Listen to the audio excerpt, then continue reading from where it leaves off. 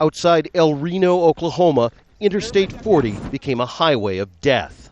The swarm of tornadoes that swept through Friday night flipped trucks and cars around like toys.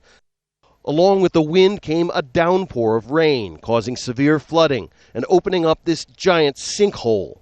Several tornadoes touched down over the course of about an hour. They ripped everything they touched to shreds. Oh my goodness. Oh my goodness. Even veteran storm chasers were caught by surprise. Turn the car around. On Saturday, under clear skies, residents of Union City and other rural towns in the storm's path sorted through the wreckage of their homes. Scenes like this one are all too familiar to Oklahomans these days. It was less than 2 weeks ago that an enormous twister ravaged the town of Moore, which is not very far away from here, and killed 24 people.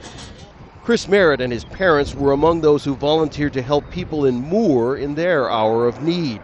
Now, with their house wrecked, they're the ones who need help. It's sobering.